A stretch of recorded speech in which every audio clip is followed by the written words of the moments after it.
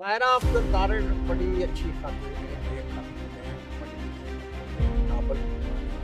ਅਕਸਰ ਤੁਹਾਡੇ ਹਲਕੇ ਦੇ ਲੋਕਾਂ ਦਾ ਇੱਕ ਆਖਣ ਹੈ ਕਿ ਚੌਧਰੀ ਸਾਹਿਬ ਜਿਹੜੇ ਨੇ ਉਹ ਜਿਹੜਾ ਇੰਤਕਾਮੀ ਸਿਆਸਤ ਕਰਦੇ ਨੇ, ਲੋਕਾਂ ਦੇ ਉੱਤੇ ਝੂਠੀਆਂ FIRਾਂ ਕਰਵਾਉਂਦੇ ਨੇ, ਸਾਨੂੰ ਜਿਹੜਾ ਜਦੋਂ ਕੋਬ भी करवाते हैं। इनके कितनी सच्चाई है? बिस्मिल्लाहिर्रहमानिर्रहीम, अस्सलाम वालेकुम नाजरीन, मैं हूं मलिक नासर और आप देख रहे हैं डेली हाज़ाबाद। नाजरीन, आज के इस खसूसी प्रोग्राम में हमारे साथ मौजूद हैं चौधरी मोहम्मद बख्श तारड़ साहब, जो कि पाकिस्तान मुस्लिम लीग नून के ज़िली सदर हैं, जिनके साथ आज हम सियासी हाल अहवाल और इलाकाई मसाइल पर बात करने जा रहे हैं। आज का ये प्रोग्राम उनके साथ हम पंजाबी में करेंगे। अस्सलाम वालेकुम जी वालेकुम अस्सलाम नासिर भाई। चौधरी साहब, दसिया जे कि अरसा दराज तो तुसी इस पार्टी ਦਾ ਮੁਨਸਲਿਕ ਹੋ, ਤੁਹਾਡੀਆਂ ਢੇਰ ਸਾਰੀਆਂ ਕੁਰਬਾਨੀਆਂ ਨੇ ਤੇ ਲੋਕਾਂ ਦੀਆਂ ਨਜ਼ਰਾਂ ਦੇ ਵਿੱਚ ਵੀ, ਸਾਰੇ ਡਿਸਟ੍ਰਿਕਟ ਦੀ ਨਜ਼ਰਾਂ ਦੇ ਵਿੱਚ ਵੀ ਇਹ ਸੋਚਿਆ ਜਾ ਰਿਹਾ ਹੈ, ਵੇਖਿਆ ਜਾ ਰਿਹਾ ਕਿ ਤੁਹਾਨੂੰ ਮੁਸਲਸਲ ਜਿਹੜਾ ਉਹ ਸਾਈਲੈਂਟ ਕੀਤਾ ਜਾ ਰਿਹਾ। ਕੀ ਵਜ੍ਹਾ ਨਾਰਾਜ਼ਗੀ? ਐਸੀ ਕਿਹੜੀ ਵੱਡੀ ਨਾਰਾਜ਼ਗੀ ਹੈ? नहीं नासिर भाई, ऐसी कोई गल नहीं।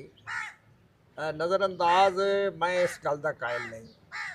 ਤੁਸੀਂ ਆਪਣਾ ਤੁਹਾਡਾ ਜਿਹੜਾ ਮਾਈਂਡ ਹੈ ਜਾਂ ਆਪਣਾ ਤੁਹਾਡਾ ਇੱਕ ਜਿਹੜਾ ਸੋਚ ਹੈ ਜਾਂ ਜੋ ਤੁਸੀਂ ਇੱਕ ਜਦੋਜਹਿਦ ਪਾਰਟੀ ਵਾਸਤੇ ਕਰ ਰਹੇ ਹੋ ਜਾਂ ਆਪਣੇ ਅਸੂਲਾਂ ਤੇ ਗੱਲ ਕਰ ਰਹੇ ਹੋ, ਉਹ ਤੁਸੀਂ ਆਪਣੀ ਜਾਰੀ ਰੱਖੋ ਤੇ ਕੋਈ ਨਜ਼ਰਅੰਦਾਜ਼ ਕਰੇ ਨਾ ਕਰੇ ਕੋਈ ਫਰਕ ਨਹੀਂ ਪੈਂਦਾ।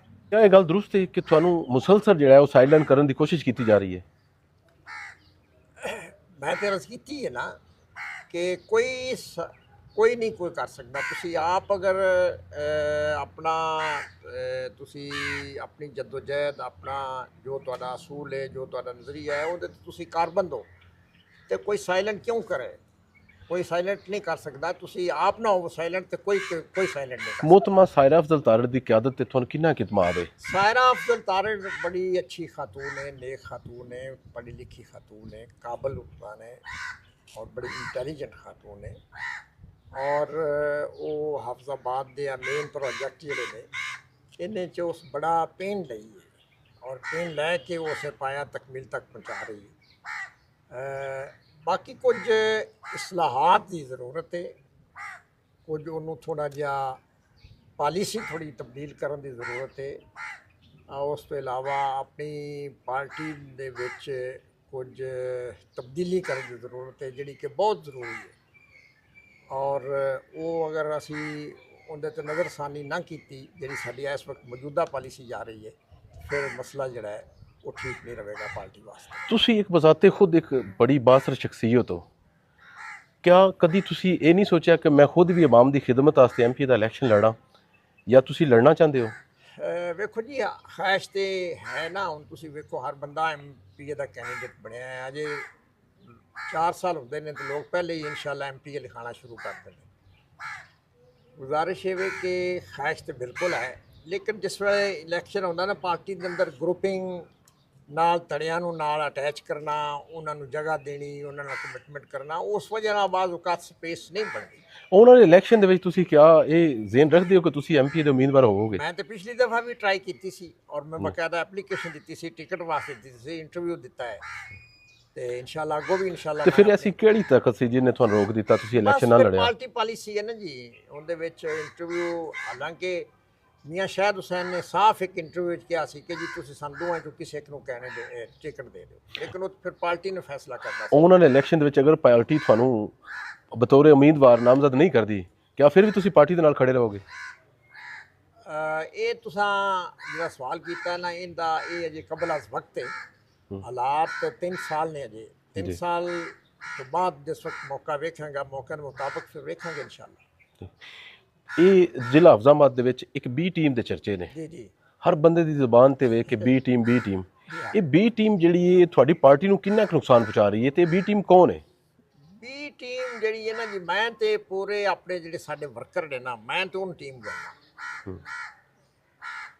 ये जिन्हां दा B टीम दा लोग कह रहे हैं ना, सोशल मीडिया ते चल रहा है काम, लोगों की ज़बान तो भी सुन रहे हैं, कोई असलियत नहीं, कोई B टीम नहीं, कोई मैं इस B टीम ते कंसैप्ट नहीं रखता। ठीक है, लोग कहते हैं उन्होंने ना दे दिता गया, और वो वजह सिर्फ ये वे कि असां उन्हां दी हदूदो कयूद तो बाहर रख के इन्ने ज़्यादा उन्होंने असां पावरफुल और बाइख्तियार बना दिता गया है कि लोग उन्होंने ਫਿਰ ਸਾਡੇ ਵਰਕਰ ਮਾਯੂਸ ਨੇ, ਕੋਈ ਬੰਦਾ ਨੇੜੇ ਜਾਣ ਨੂੰ ਤਿਆਰ ਨਹੀਂ, ਕੋਈ ਬੰਦਾ ਉਹਨਾਂ ਤੋਂ ਬਗੈਰ ਤਿਜਾਰਤ ਨੂੰ ਮਿਲਣ ਤੋਂ ਅਵਾਇਡ ਕਰਦਾ ਹੈ।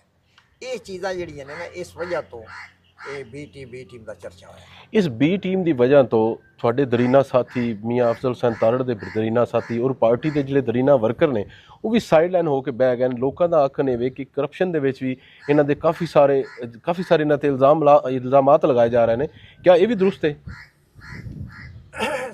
ਵੇਖੋ ਜੀ, ਜਿਸਲੇ ਕੋਈ ਕਰਪਸ਼ਨ ਸਾਹਮਣੇ ਆਵੇਗੀ ਉਸ ਵਕਤ ਫਿਰ ਸਾਰਿਆਂ ਨੂੰ ਪਤਾ ਚੱਲ ਜਾਏਗਾ, ਲੇਕਿਨ ਚਰਚਾ ਆਮ ਹੈ, ਇਹਦੀ ਸ਼ੁਬਾ ਕੋਈ ਨਹੀਂ, ਆਮ ਚਰਚਾ ਹੈ ਔਰ ਜ਼ਦੇ ਆਮ ਇਹ ਗੱਲਾਂ ਹੋ ਰਹੀਆਂ ਨੇ। ਉਹਦੇ ਤੇ ਫਿਰ ਸਾਨੂੰ ਆਪ ਨੂੰ, ਸਾਡੀ ਲੀਡਰਸ਼ਿਪ ਨੂੰ ਚਾਹੀਦਾ ਨਾ ਕਿ ਇਸ ਚੀਜ਼ ਨੂੰ ਅਸੀਂ ਤਸਰ ਨੂੰ ਖਤਮ ਕਰੀਏ। ਤਸਰ ਨੂੰ ਕਿਵੇਂ ਅਸੀਂ ਖਤਮ ਕਰ ਸਕਦੇ ਹਾਂ? ਉਹ ਫਿਰ ਜਿਹੜਾ ਮੈਂ ਤਰੀਕਾ ਦੱਸਿਆ ਉਹ ਹੀ ਇੱਕ ਵਾਹਿਦ ਹੱਲ ਹੈ। ਅਦਰਵਾਈਜ਼ ਇਹ ਚਰਚਾ ਜਿਹੜਾ ਹੈ ਜਾਂ ਇਹ ਇਲਜ਼ਾਮਾਤ ਜਾਂ ਇਹ ਸ਼ਕੂਕ ਸ਼ਬਾਤ ਜਿਹੜੇ ਨੇ ਨਾ, ਉਹ ਇਸ ਤਰ੍ਹਾਂ ਜ਼ਿਆਦਾ ਫੈਲਣਗੇ ਕਿ ਉਹ ਇੱਕ ਕਿਸਮ ਦਾ ਹਕੀਕਤ ਦਾ ਰੂਪ ਧਾਰ ਜਾਣਗੇ। ਗੁਜ਼ਸ਼ਤਾ ਇਲੈਕਸ਼ਨ ਜਿਹੜਾ ਹੈ ਤੁਸੀਂ ਆਪਣੀ ਪਾਰਟੀ ਦੇ ਉਮੀਦਵਾਰ ਨੂੰ ਛੱਡ ਕੇ ਤੇ ਇੱਕ ਆਜ਼ਾਦ ਉਮੀਦਵਾਰ ਦਾ ਸਾਥ ਦਿੱਤਾ। ਕਿਆ ਇਹ ਵਜ੍ਹਾ ਤਾਂ ਨਹੀਂ ਕਿ ਤੁਹਾਨੂੰ ਸਾਈਡਲਾਈਨ ਕੀਤਾ ਜਾ ਰਿਹਾ? ਮੈਂ ਇੱਕ ਤੇ ਨਾਸਰ ਭਾਈ ਪਾਰਟੀ ਦੀ ਵਾਇਲੇਸ਼ਨ ਮੈਂ ਨਹੀਂ ਸਮਝਦਾ ਕਿ ਮੈਂ ਕੀਤੀ ਜੀ। ਪਾਰਟੀ ਨੇ ਹੀ ਮੈਨੂੰ ਕਿਹਾ ਸੀ ਕਿ ਇਹਨਾਂ ਨੂੰ ਤੁਸੀਂ ਲਿਆਕਤ ਅਬਾਸ ਨੂੰ, ਪੀਰ ਸ਼ੁਐਬ ਸ਼ਾਹ ਸਾਹਿਬ ਨੂੰ ਲਿਆਓ, ਅਸੀਂ ਇਹਨਾਂ ਨੂੰ ਟਿਕਟ ਦੇਣੀ। ਮੈਂ ਤੇ ਪਾਰਟੀ ਦੇ ਪਾਲਿਸੀ ਟੋ ਕੀਤੀ, ਲੀਡਰਸ਼ਿਪ ਦੇ ਹੁਕਮ ਦੀ ਤਾਮੀਲ ਕੀਤੀ ਔਰ ਉਹਨਾਂ ਨੂੰ ਇੱਧਰ ਲਿਆਂਦਾ ਔਰ ਉਹਨਾਂ ਬੜੀ ਫਰਾਖ ਦਿਲੀ ਕੀਤੀ। ਹਾਲਾਂਕਿ ਉਹ ਨਹੀਂ ਸੁਣਾਉਣਾ ਚਾਹੁੰਦੇ, ਲੇਕਿਨ ਉਹਨਾਂ ਨੂੰ ਕੁਝ ਤਫਜ਼ਾਤ ਸਨ ਜਿਹੜੇ ਕਿ ਮੈਂ ਆਪਣੀ ਗਰੰਟੀ ਦੇ ਕੇ ਉਹਨਾਂ ਲਿਆਂਦਾ ਔਰ ਕਿਆਦਤ ਦੇ ਕਹਿਣ 'ਤੇ ਲਿਆਂਦਾ।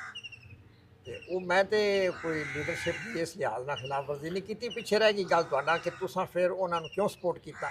ਜੀ, ਮੇਰਾ ਇਖਲਾਕੀ ਤੌਰ 'ਤੇ ਸਪੋਰਟ ਕਰਨਾ ਆਉਂਦਾ ਸੀ ਉਹਨਾਂ ਨੂੰ ਔਰ ਮੈਂ ਕਰਨਾ, ਔਰ ਮੈਂ ਆਪਣੀ ਗੱਲ 'ਤੇ ਕਹਿਣ। ਜਦੋਂ ਪਾਰਟੀ ਨੇ ਇੱਕ ਉਮੀਦਵਾਰ ਆਪਣਾ ਨਾਮਜ਼ਦ ਕਰ ਦਿੱਤਾ ਫਿਰ ਵੀ ਤੁਸੀਂ ਆਜ਼ਾਦ ਉਮੀਦਵਾਰ ਦਾ ਇਲੈਕਸ਼ਨ ਲੜਿਆ, ਕਮਿਟਮੈਂਟ ਤੇ ਸਾਂ। ਠੀਕ, ਕਿਆ ਇਹ ਬਗਾਵਤ ਨਹੀਂ ਹੈ? ਨਹੀਂ, ਬਗਾਵਤ ਨਹੀਂ ਹੈ, ਇਹ ਬਗਾਵਤ ਨਹੀਂ, ਇਹ ਅਸੂਲ ਆਪਣੀ ਕਮਿਟਮੈਂਟ ਤੇ ਪੂਰਾ ਹੋਣ ਦੀ ਗੱਲ ਹੈ।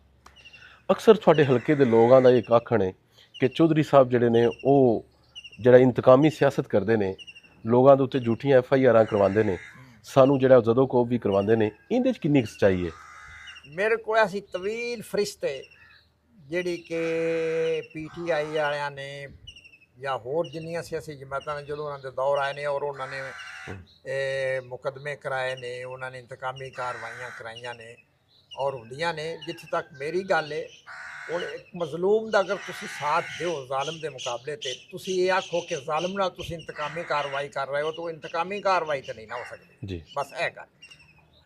ਮੁਹਤਰਮਾ ਸਹਿਰਾ ਅਫਜ਼ਲ ਤਾਰੜ ਦੇ ਹਰਨ ਦੀ ਜਿਹੜੀ ਸ਼ਿਕਸਤ ਦੀ ਅਸਲ ਵਜ੍ਹਾ ਕੀ ਸੀ? ਹਾਰ ਜਿੱਤ ਜੀ ਇੱਕ ਪੋਲੀਟਿਕਸ ਦਾ ਜਾਂ ਗੇਮ ਦਾ ਹਿੱਸਾ ਹੈ, ਇਲੈਕਸ਼ਨ ਦਾ ਹਿੱਸਾ ਹੈ।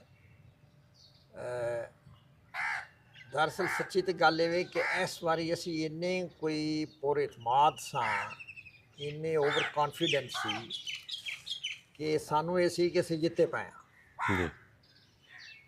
ਔਰ ਇਸ ਜ਼ੋਮ ਨੇ ਸਾਨੂੰ ਪੂਰਾ ਇਲੈਕਸ਼ਨ ਨਹੀਂ ਲੜਨ ਦਿੱਤਾ ਔਰ ਨਾ ਅਸੀਂ ਲੋਕਾਂ ਤੋਂ ਵੋਟ ਸਹੀ ਤਰੀਕੇ ਨਾਲ ਮੰਗ ਸਕੇ।